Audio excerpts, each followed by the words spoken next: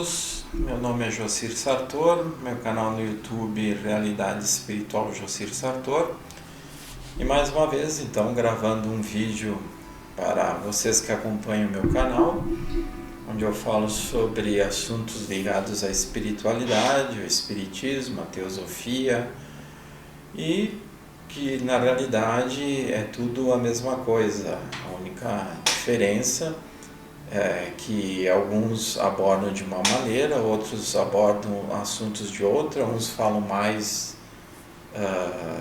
se aprofundam mais em alguns aspectos do que outros, mas na verdade o espiritismo, a teosofia, a Umbanda, o budismo, o hinduísmo, o taoísmo, enfim, todos esses movimentos e até as religiões tradicionais, como o catolicismo, os evangélicos, todos terminam falando de uma força superior, de um ser maior que dirige tudo. A diferença é que, com o espiritismo, por exemplo, eles se aprofundam mais, eles entram mais em detalhes, e a teosofia também vamos dizer que as duas partes que mais se aprofundam sobre o assunto da espiritualidade, e que uns falam, como eu disse antes, alguns detalhes a mais que outros. E na teosofia teve o José Trigueirinho Neto, que se aprofundou mais, ele e o grupo dele, no assunto sobre os centros intraterrenos, suas funções, atuações desses centros intraterrenos. E é claro, tem muita gente que não acredita, tem muita gente que acha que é fantasia, que falar de espiritualidade, sobre centros intraterrenos, sobre colônias espirituais, sobre naves, trabalho das naves, a transformação planetária. Muitas pessoas acham que é tudo uma coisa que não tem nada a ver com uma espiritualidade. Então alguns se dedicam somente à meditação, a fazer algum tipo de yoga, enquanto outros querem saber mais, querem se aprofundar mais, querem entender mais, pelo menos dentro daquilo que nos é possível saber, né, como encarnados, como seres em evolução, nesse plano tão denso como material. E aí, hoje, mais uma vez, eu vou falar sobre os centros intraterrenos, vou ler alguns trechos e comentar de alguns livros que foram lançados pelo Trigueirinho e o grupo dele, ainda na década de 90, onde ele comenta livros como Segredos Desvelados, Niscalcate, entre outros, onde ele fala então de algumas funções intraterrenas. E ali ele diz: Mistritlan é o ponto central que capta a energia vida, atraindo-a em seguida para os outros centros e depois recebendo-a de volta processada. Mistritlan é vida cósmica sutil e Berá é vida cósmica concretizada. Então, para quem não sabe, que não está muito familiarizado, Mistritlan é um centro intraterreno que já de algum tempo, de alguns séculos, está dirigindo, comandando a evolução nesse planeta. Então lá existem as grandes hierarquias que controlam o planeta, que dirigem o desenvolvimento em todos os reinos infra-humanos e humano, e ali com essas hierarquias, então eles dirigem todos os outros demais centros intraterrenos. E uma coisa que o Trigueirinho nunca falou, mas que é sabido que assim acontece, eu particularmente, como já comentei com vocês em outros vídeos, existem as colônias espirituais também, que são manifestações, com a diferença que não estão no nível intraterreno, mas estão no nível extrafísico sutil, acima das cidades materiais, acima das cidades físicas, ou às vezes até no meio da natureza. Então, e as colônias espirituais, assim como os centros intraterrenos, têm vários níveis de vibração, vários níveis de manifestação, Então, Mistitlan é o centro que comanda os outros 7 principais e todas as demais ramificações, bases de operações. E ali dentro desses centros intraterrenos, comandados, dirigidos por Mistitlan, com as suas hierarquias maiores, existe em toda a atividade, então, daquilo que também eu já comentei com vocês em outros vídeos e no meu livro, os grupos internos que atuam em todo esse conjunto de estruturas que existem a nível sutil e que às vezes se materializa conforme a necessidade, conforme o momento. Não os centros intraterrenos se materializam, mas existem naves que se materializam, existem seres mais evoluídos que se materializam conforme eles percebam a necessidade de passar alguma orientação mais direta para o plano material ou atuar mais direto no plano material. Então, como diz aqui, Mistitlan é a vida cósmica sutil, porque justamente ali está as maiores hierarquias, e Iberá é vida cósmica concretizada. Então, Iberá se manifesta a sua energia de uma forma muito intensa, intensiva no nível material, para atuar diretamente no nível material, assim como também os outros centros intraterrenos também atuam no nível sutil intraterreno, só que Iberá consegue atuar de uma forma mais ligada inclusive aos reinos inferiores, os reinos infra-humanos, como se diz, o mineral, o vegetal, o animal, o elemental. E ele continua dizendo, considerando-se o trabalho desses 3 centros, Iberá, Erques e Anutea, o processo evolutivo do ser humano na atual fase planetária está mais diretamente ligado a Erques.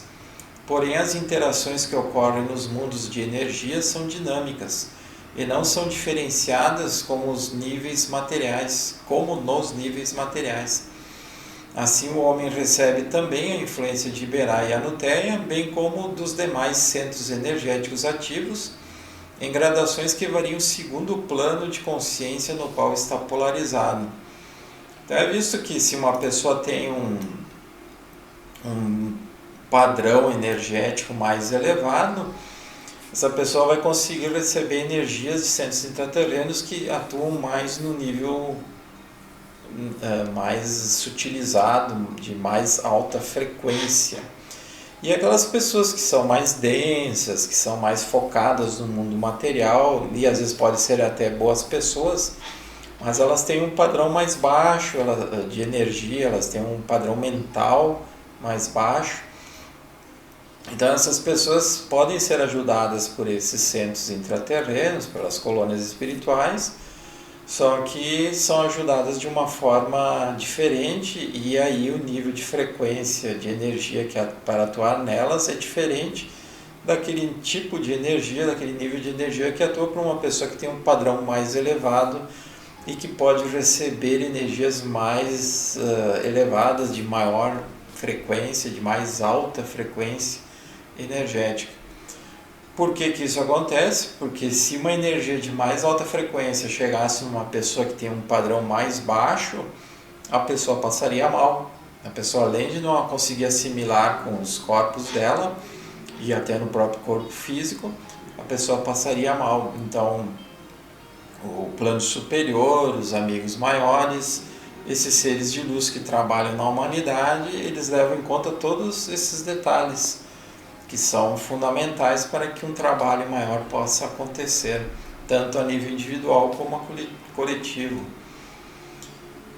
E aí continua dizendo, apesar da trajetória evolutiva da humanidade encontrar-se a cargo de Erques em níveis supraconscientes, ela recebe emanações de todos os centros, para que possa ser um instrumento mais completo de serviço superior. Então Erques trabalha muito na questão de iniciar o ser a novas fases evolutivas, impulsionar o ser que dá abertura, o ser que aceita uma consciência mais ampliada, que não está só focado no mundo material, que não está só focado naquilo que já foi, como conhecimentos já passados e que muitas vezes são ultrapassados, que não se apega a esse conhecimento já antigo e que está propício a dar abertura para um conhecimento mais avançado, mais evoluído, não desconsiderando o conhecimento superior que já foi passado há séculos atrás e que muitos grupos, muitas pessoas seguem ainda tradições, seguem ainda fazendo seus rituais e tal.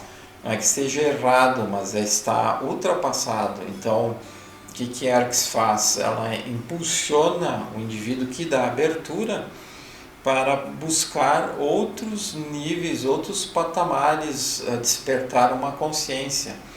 E isso faz com que muitas vezes a pessoa saia de um grupo, saia de um centro, de uma linha que até então participava, uma linha que até então a pessoa gostava, se identificava, saia não como no sentido de divergência ou no sentido de desarmonia, desafeto.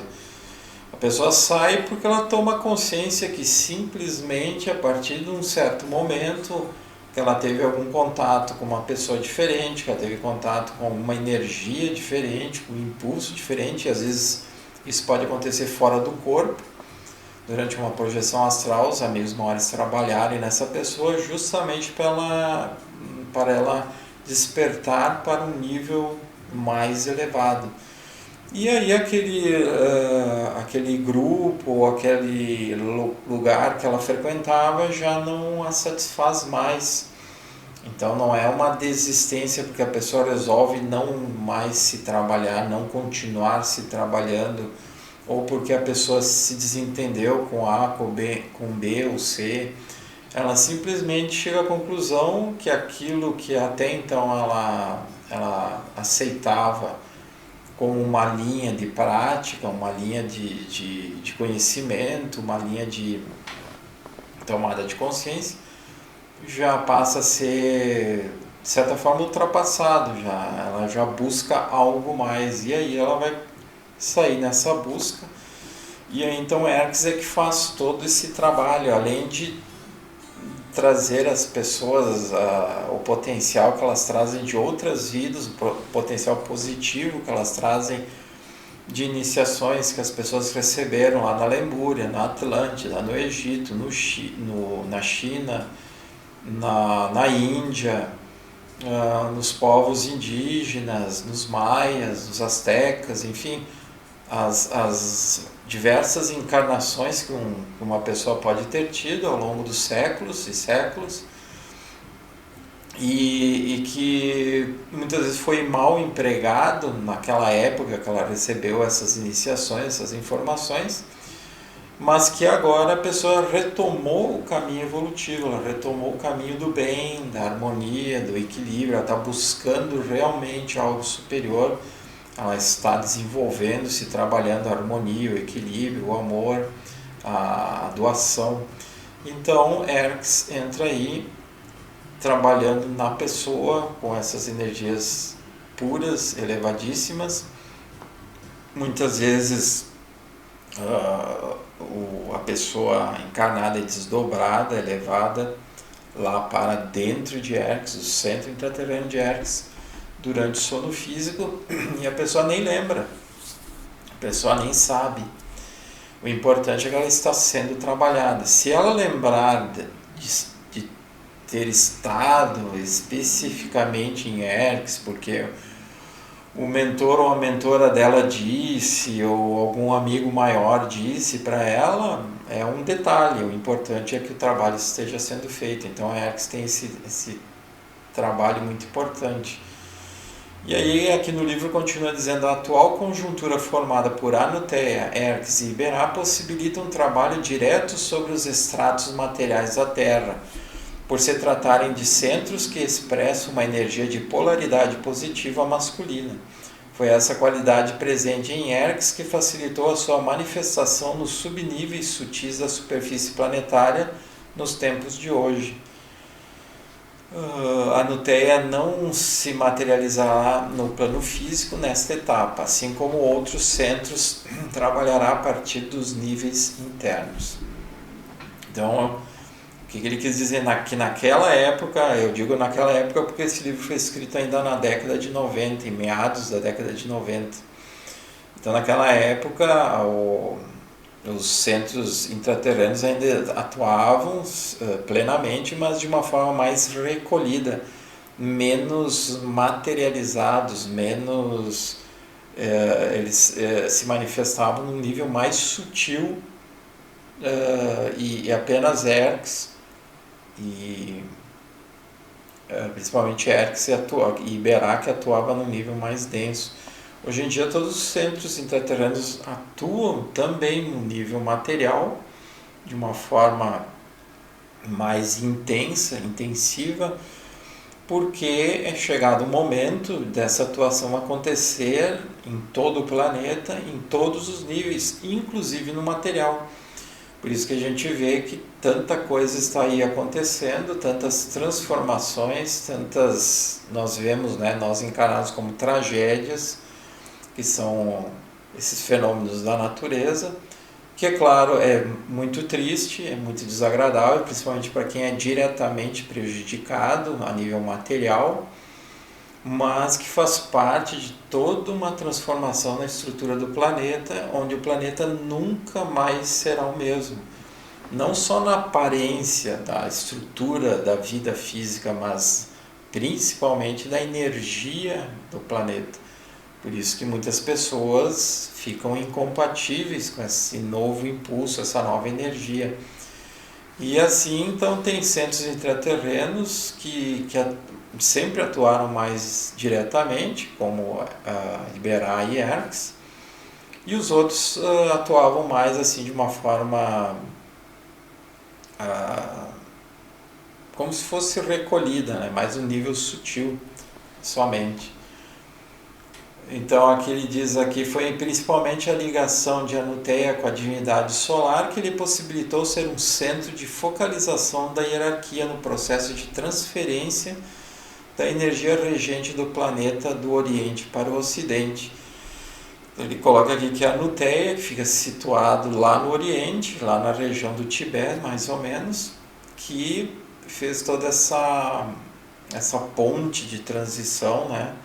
Onde toda aquela tradição oriental, das civilizações orientais, o hinduísmo, a Índia, né? A China e o Egito, então todos, sem contar os países árabes também, toda aquela cultura, aqueles impulsos orientais passaram para o Ocidente com a Anuteia, Centro Intraterreno de Anuteia, fazendo essa ponte de transição, porque daí era uma nova fase que se iniciava, por isso que Jesus veio se manifestar lá em Jerusalém, já era uma parte um tanto mais ocidental, para trazer novos impulsos. Então, quando Jesus se manifestou, não foi só através de palavra falada e de atos de cura, de materializações, os chamados milagres, mas foi também imensamente uma energia que ele trouxe com toda uma quantidade enorme de seres trabalhadores da luz, da harmonia, do equilíbrio, da evolução, conduzidos por uma hierarquia do Sol, uma hierarquia solar que coordenou, o chamado Cristo, né? Coordenou todo esse trabalho de evolução que era para abranger também o Ocidente. O Oriente já tinha recebido esses impulsos desses grandes seres, se manifestaram ao longo da história do planeta, e daí a partir ali de Jesus começou toda uma manifestação, Jesus de Nazaré, né? Uma manifestação mais ocidental. E aí ele continua dizendo aqui, essa ligação foi estabelecida em nível distinto da de Mistritlan, o centro planetário maior, enquanto a Nuteia contata e canaliza a energia solar sob a forma do conhecimento cósmico, ciência e base para o processo iniciático. Mistritlan é a própria representação do propósito planetário solar na Terra. Então, Mistritlan, por ser o centro regente, é a maior manifestação, uma mais elevada manifestação hierárquica que existe no planeta e que conduz o planeta, né? E aí ele continua falando de Anuteia, que é a porta de entrada para os seres resgatáveis que serão encaminhados a uma rede de cidades intraterrenas existente no planeta. A Anuteia tem a tarefa de recolhê-los e conduzi-los aos seus destinos, juntamente com o Mir-Najad, que é o único centro intraterreno que existe aqui no território brasileiro, e Erx, que existe na Argentina, a localização física, né, vamos dizer, que estimulam o progresso espiritual desses seres, bem como a dos que atuam sob a sua égide. Então a gente vê aqui que, claro, né, naquela época a Nuteia era a porta de entrada para os seres resgatáveis, como diz aqui, que serão encaminhados a uma rede de cidades intraterrenas. E aí, claro, por quê? Porque a energia de Anuteia é propícia para esse tipo de adaptação que termina ocorrendo quando uma pessoa é considerada com um nível de vibração de energia mais elevada.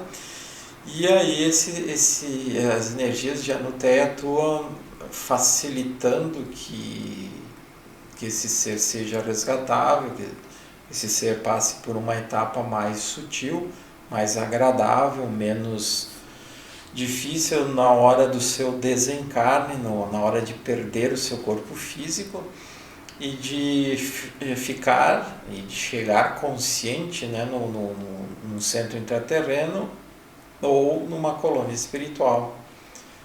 Então é todo um trabalho, como vocês veem, enorme, imenso, que se dá continuamente, né,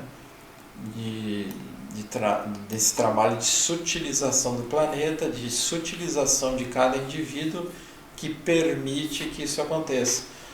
Mas é claro, há pessoas que, como eu disse no início, não acreditam, não aceitam nem a ideia de que existe reencarnação, não aceitam nem a ideia de que existe vida além da vida física. Então existem inúmeros cientistas que falam que não existe vida extraterrestre, que não existe vida além da matéria física, que não há provas disso, mas são pessoas mais bitoladas, são pessoas mais limitadas que ficam por opção, por livre-arbítrio, especificamente focados no mundo material. E o que existe de transcendente, de tudo isso que está ligado ao assunto que eu estou falando e falo há tanto tempo, né, nos meus vídeos aqui.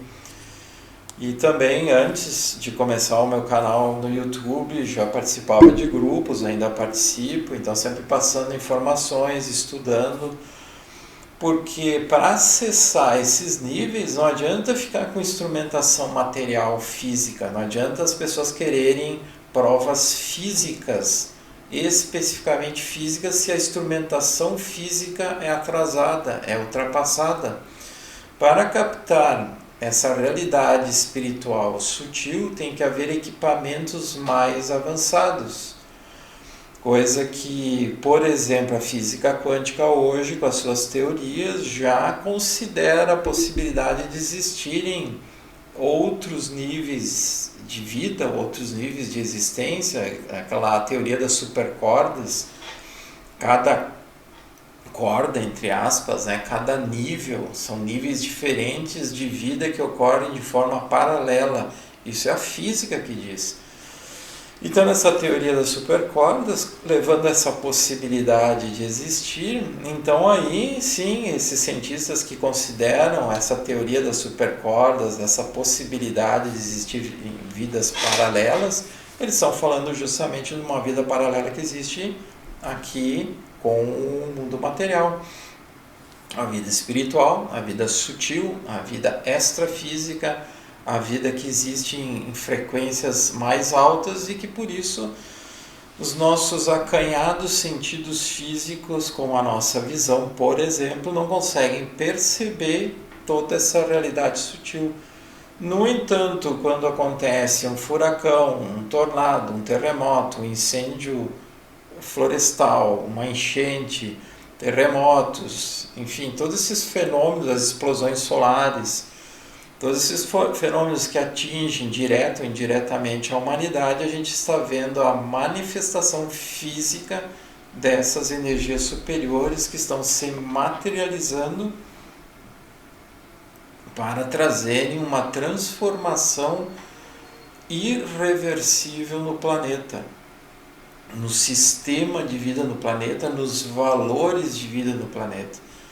Por isso que muita gente não gosta, não aceita, acha que não é bem assim, que a coisa existe, que a coisa acontece. Mas aí, um dia, essas pessoas descobrirão essa realidade. Feliz daqueles que aceitam hoje, que já se trabalham hoje, já dão abertura hoje, para que possam ter mais estrutura, mais harmonia, mais equilíbrio diante de tudo isso que está acontecendo e daquilo que está por vir além, né? Mais adiante. Então era isso que eu queria passar para você, sem me estender mais. Até o próximo vídeo, onde estarei colocando mais conhecimento para vocês, comentando com vocês sobre outros assuntos ligados à espiritualidade. Até mais, até o próximo.